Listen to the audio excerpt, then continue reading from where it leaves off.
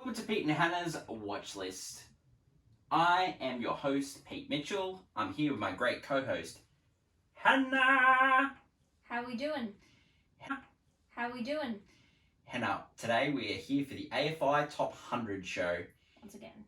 It's movie number 99, and the movie that we're going to review today is Toy Story. It is from 1995, and it's movie number 99. It wasn't on the original list. No. And have you seen this beforehand? Yeah. I think this one is safe to say, if you have a child, this is one of the movies that plays all the time. Yeah, Safely definitely. to say, this is definitely one of...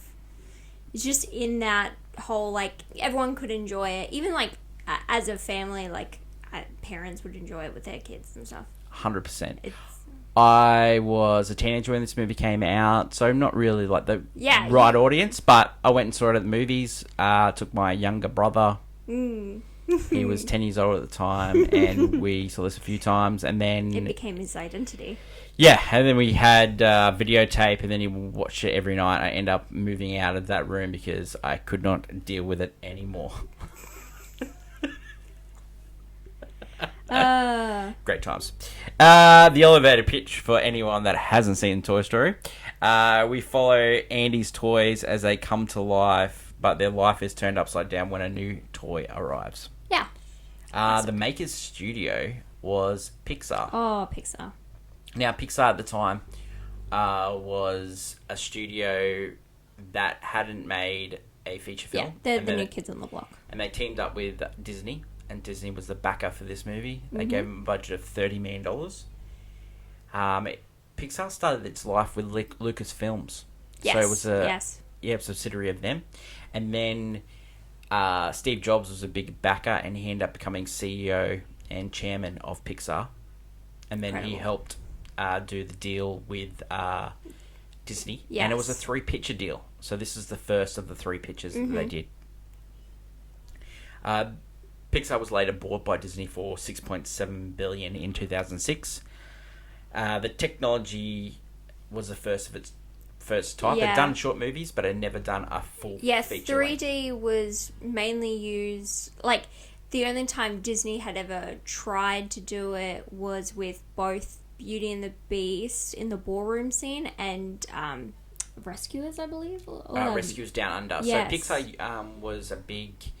component of Rescuers Down Under. Yes, and so using 3D was still very new to the animated scene. The original script was written by Lassiter, who also Cohen, and Josh Whedon of Buffy fame, and who ended up went to direct Firefly and also the Avengers movies. And his own eventual downfall. Yeah.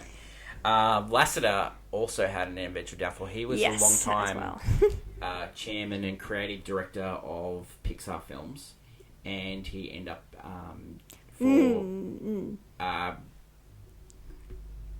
charges. Yes. Yeah, not a great misconduct allegations. They were. The actors of the movie. So Lassiter, he did also Toy Story 2. Bug's Life, he did the Cars. Yes. Cohen, and he did a lot of he did Wall-E, all those. Wall-E. We know what Josh Whedon did.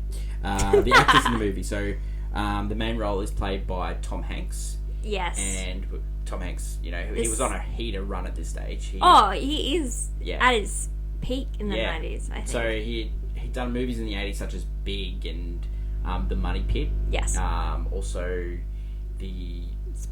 Splash, yes, the mermaid comedy, directed by Ron Howard. And then in the 90s, he really was on a heater. He did In a League of Their Own,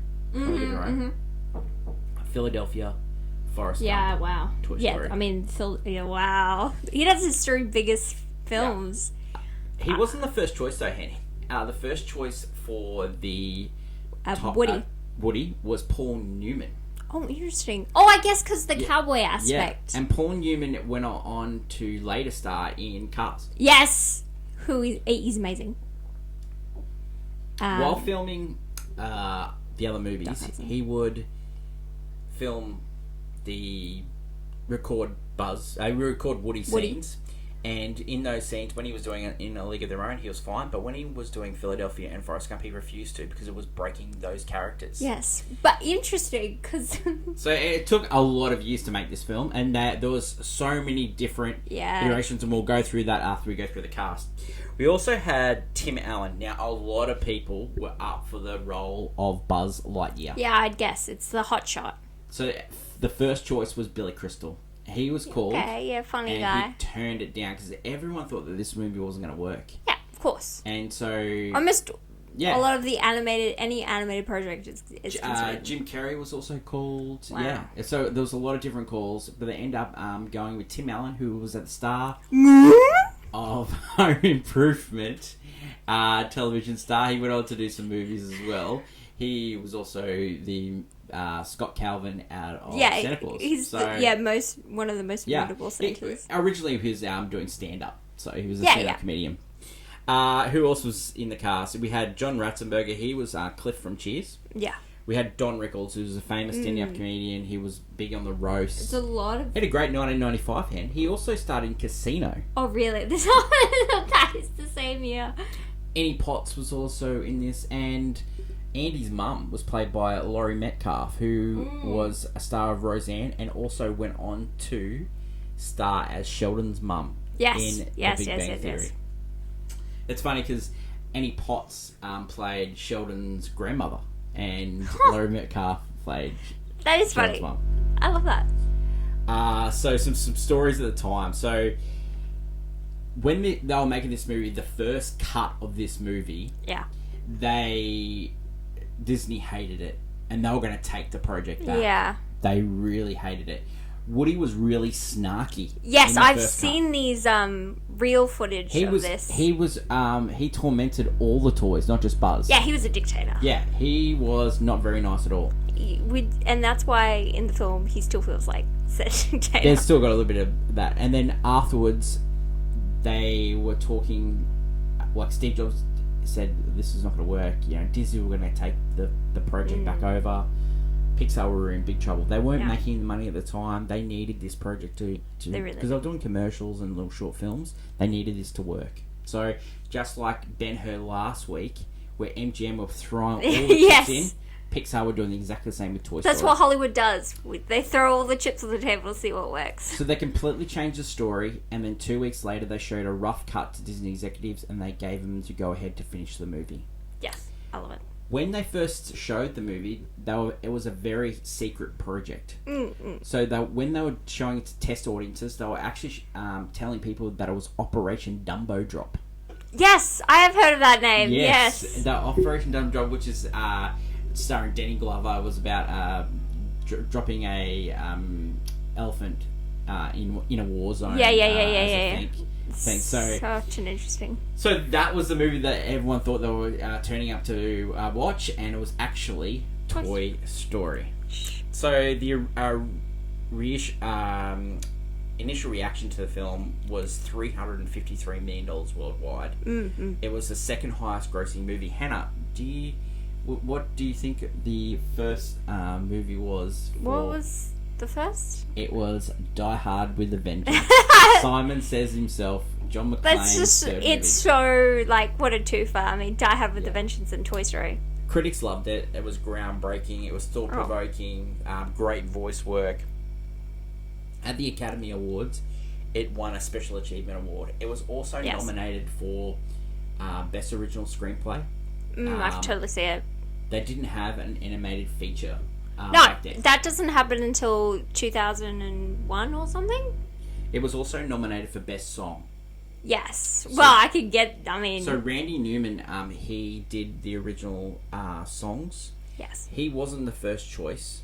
They wanted to go with someone else for the songs. But John Lassiter, he pushed really hard for Randy Newman, and Randy Newman's song "You've Got a Friend in Me" is just it's iconic. I think that even the rest of the soundtrack filled with his music it's great. He was hot favourite going into the Oscars because it was a long time coming to get nominated. Mm-hmm. He's been nominated many times since as well, and he was beaten by Pocahontas. Oh, of course, Colours of the Wind. Colours of the Wind is a brilliant song.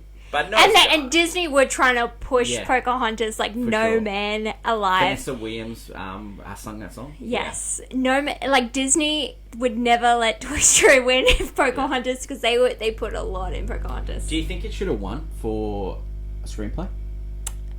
What was it? What would have been up against? I mean, as a screenplay, it's really funny, and I think what it is that the delivery of them is important. Yeah, well, personally, I think it should have won for best song. I really do think it should have won. I think for best song, I understand, but Colors of the Wind is a brilliant song, I think. But if you go from what had a lasting impact, I'd say how many times have you heard Colors of the Wind? Many times. You can paint with all the colors of the wind. You are all the I love my Disney movies. Okay, so but I will never go into how much I dislike Pocahontas / Pocahontas 2. So never ever watch Pocahontas 2. One of the person that won Best Original Screenplay was Chris McQuarrie. Of course! Usual Suspects. Now, I like Usual Suspects. That movie has been cancelled. Yes. But I would say Toy Story. I'd say Toy Story deserved it.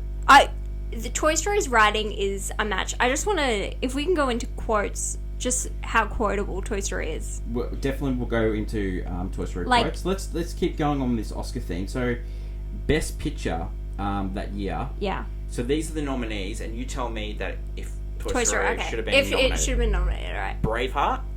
Of course. Apollo 13. Yeah. Babe. The Postman. And Sense and Sensibility. Now, I think the Babe...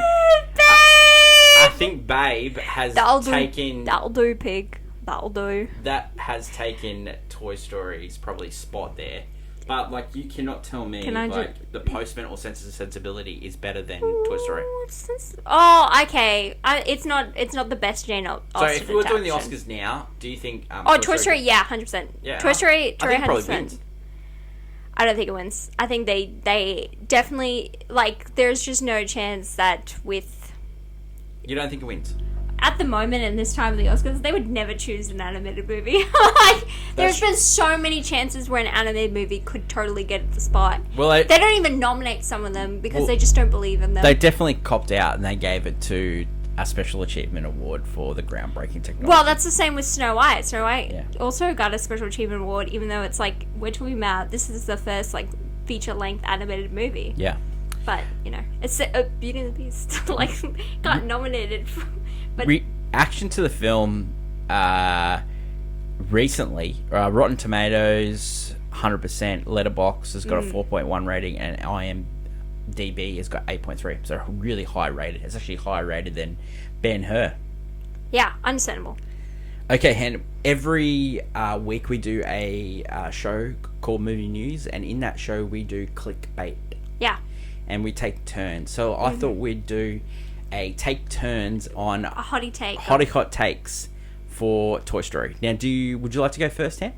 My hot take? Yep. What's your hot take? The villain of this story is obviously Woody. Yeah. Like 100%. 100%. Without a doubt. I mean, he is the cause of the problems. There's probably two villains, Sid and Woody. I wouldn't even go. Sid's not a villain. Sid's like the kind of. You always like the bad guy. No, you always like the bad guy. I mean, he can be redeemed, but no, Sid is just like a bad seed. Obviously, I had that hot take as well.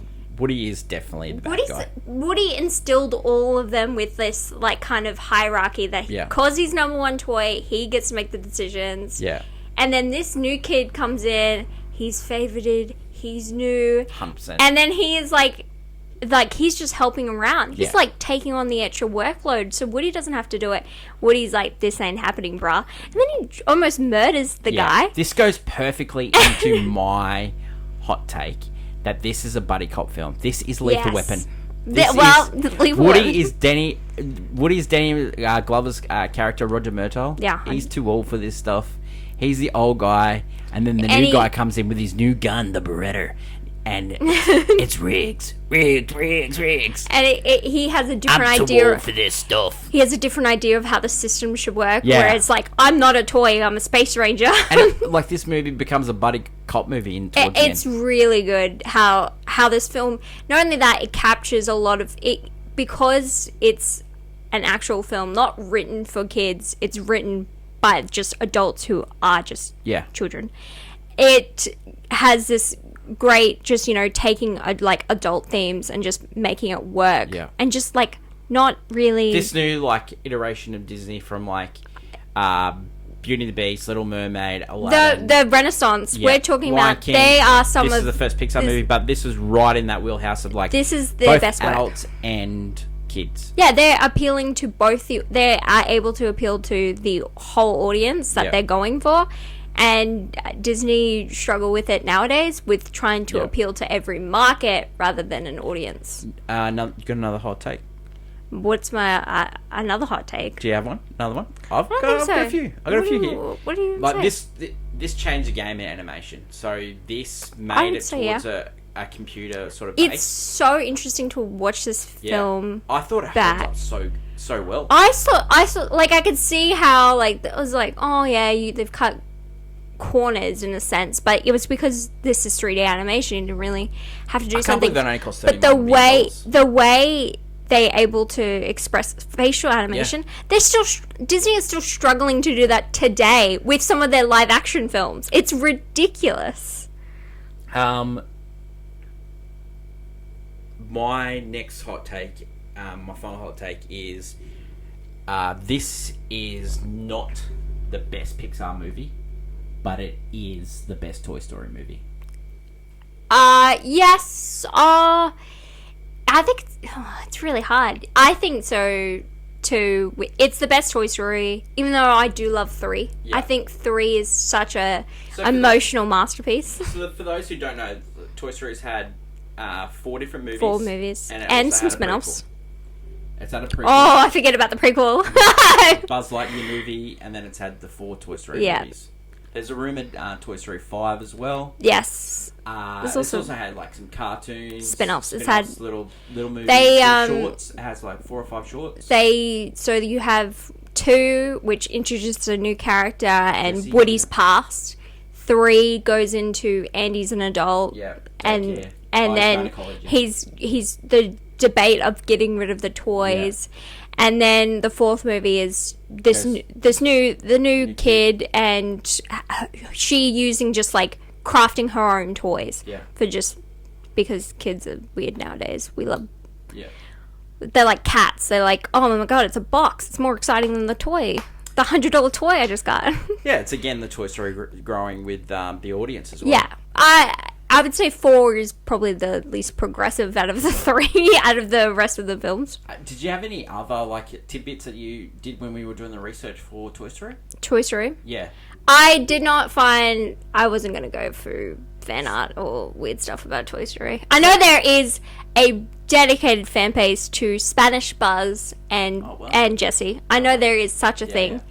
And I know there are so many... There's a lot of lovely... Like, Toy Story 3 has a lot of edits and a lot of, like, just memes. And because they used a lot of...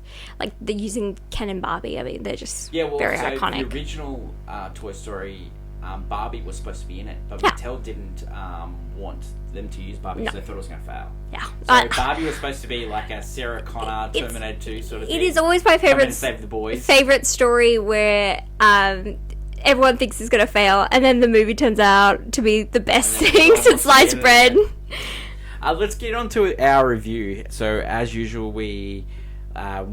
every review that we do for all the movies, and we drop a review every day on our social media pages. We like to break it into reasons to, reasons not to, and then should you watch or should you miss, and then a rating. Mm-hmm. For those who don't know, we have our ratings pinned to our Instagram and TikTok pages and Facebook, and it also explains how we rate movies. So 1 is I fell asleep, 2 is I played on my phone, okay. 3 is golf clap, 4 is banger, and 5 is an all-time classic. So let's get on to the review of Toy Story movie number 99 on the AFI Top 100. Reasons to Hen. Reasons is this. It's an amazing family classic. Yeah. It's got an interesting, great animation style with its 3D animation that still holds up today. Yeah, for sure. And it's got some of the funniest moments and scenes in history.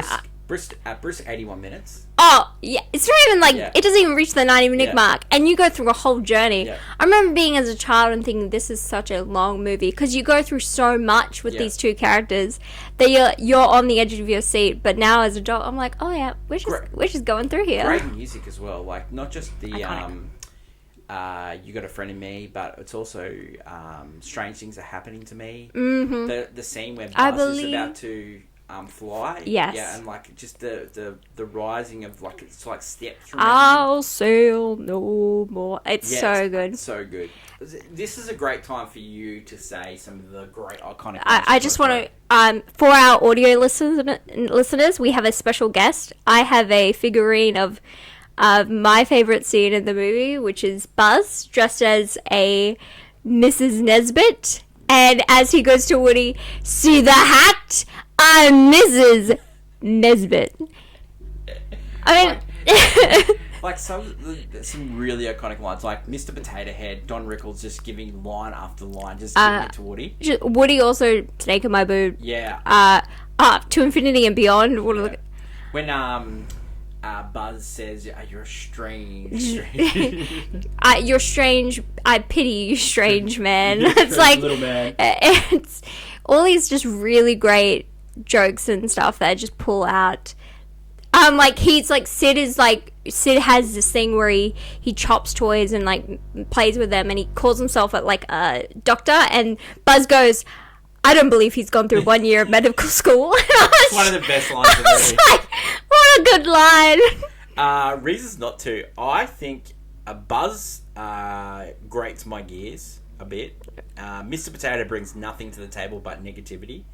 And the toys turn on Woody really quickly, considering like it's been there. The seeds of deception are there. Yeah, they're overthrown the dictator.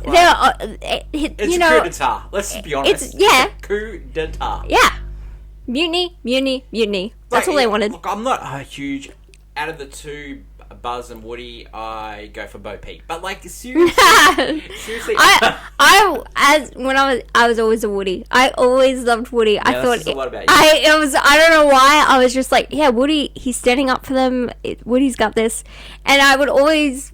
Yeah, I don't know. Now looking back, I'm like, Woody is not a good person here, but he does redeem himself time and time again in all 4 of the movies. He does like. Even though he is usually the cause of why everyone's what's happening, he does try and redeem it every time. It's such a like Woody at the time, like he's getting replaced by something that he doesn't even know is toys, and then he gets put in that toy box. Like when you watch this the first time, and you go, oh, "I did that to my toys. I wonder if they." Yeah. Yeah. Just no. Speaking of the claw, there's no way that Sid pulls that many toys out of the claw machine. Yeah, it's ridiculous. He pulls the alien and then the double. He pulls Woody and Buzz. Yeah. Like, there's no way in the history of mankind someone pulls that many toys from a claw machine. I have seen people use different tricks for claw machines. It's ridiculous. It's crazy. I'd like to say I just love the themes of just the ideas of being scared of being replaced and it's funny how like this movie is self-identity, new technology, and it's replacing hand drawing. Yes, because eventually we fall out. Like Disney stopped their last 2 hand-drawn animations were Princess and the Frog and Winnie the Pooh, the 2010 version. Yeah. And then now it's just computer, and it's stunning. But then you kind of that's why. Yeah, the new animated film is trying to bring it back, but the flaw of it is that they haven't seamed it right, and it doesn't look just right. Yeah. Well, it wasn't very successful. It came out in the US. Yeah, let's not look at Disney's flaws, but we could go to Pixar's flaws, which they do make good movies now, but unfortunately, I think because of Disney as society pass Pixar by? I would say not. I think their stories are trying to grapple new issues because they've gone through most of the obvious ones, especially for kids. And they're trying to tackle new issues, and I guess they're trying to lean into more human and interesting stories, but are not capturing what they used to. And I guess it's also because they're doing, there's stuff. What's your best Pixar movie? My personal favorite is Coco. I loved Coco so much. Yep. The twist in Coco is great. Watching it, I didn't think much of it, and then it's beautiful. Oh, the movie's stunning because it's one of their best. Do you think Coco, if we redid the list, would replace Toy Story? No, I think Toy Story. The reason Toy Story is on this list, I know for a reason. And it maybe is the reason why Ben-Hur and a few of the other movies on this list are because how much they impacted cinema rather than 100%. Say... But I think Toy Story does deserve to be on it. Really. I think 100%, not just because it's 3D animation, but I think showing how much writing and acting and all that's important to a film because... all of that came together really well, like a story of, this could never work to it all blends seamlessly. And it did create one of the most profitable, Toy Story is, very profitable. And we have 4 to 5 movies in it. Does this have to be higher on the list? Without knowing what else is on this list, I know there's a film next week that's...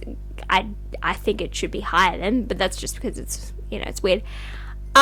It's hard to say because there isn't that much animation on the AFI Top 100. I believe the only one else is Snow White, which I would argue shouldn't technically be on this list and should be one of the other. I personally think this should be higher than Snow White. I think this should be higher than Snow White, but I think I can see why Snow White's on it, though. I see why Snow White's on it. I would argue Snow White shouldn't be the one from Disney to be on it. Now, an important question these days, because a lot of movies, like Disney will not release another movie in Australia. Would you buy this on Blu-ray if you have a chance to? Yeah, 100%. Yeah. It's because it's on Disney Plus. Buy it on physical media. It's so important because... that streaming services can take movies away at any time, so we've been seeing that a lot recently. So buy your physical media. I mean, I think this is one of the few movies that will. I don't think it will ever. They won't let this one go because it still does well. You say that, but yeah. You think society's going to turn on Toy Story? Should you watch or miss Toy Story? 1,000% a watch. If you have not, haven't watched this, I don't know why. Why listen to this podcast? I don't know. Thanks for listening, though. Yeah, I don't know why you haven't seen Toy Story. Subscribe, give us a like. Please go watch Toy Story. Ready for this one? I think it's an all-time classic. It's an all-time classic. Watching it again made me go, oh wow, this is perfect. And if you had a chance, would you watch this again? 100%. Yeah, I'd watch this all the time. So every week we're going to give feedback from the previous episode and answer any questions that anyone has when it comes to us talking about any of the AFI movies. We had a review left on Apple Podcasts.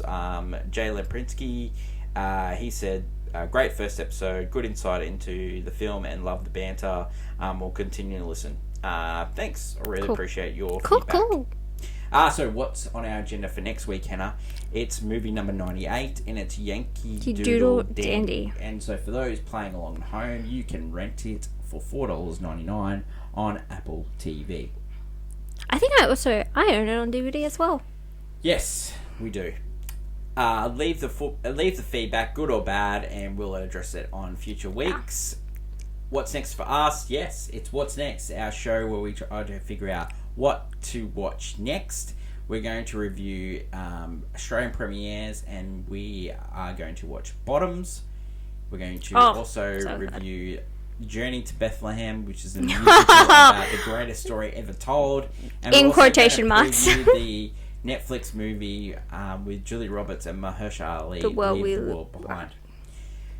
Also, we have movie news, we have Blockbuster Showdown, we have Can You Guess the Movie? And we also have the championship belt holder. And this week we reviewed the year of 2019. Thanks everyone for listening and watching. You can catch us up on all our social media platforms, and if you haven't already, give us a like and a follow, subscribe, whatever you need to do to support the podcast. We really appreciate it. That's my lovely co-host Hannah. I'm your host Pete.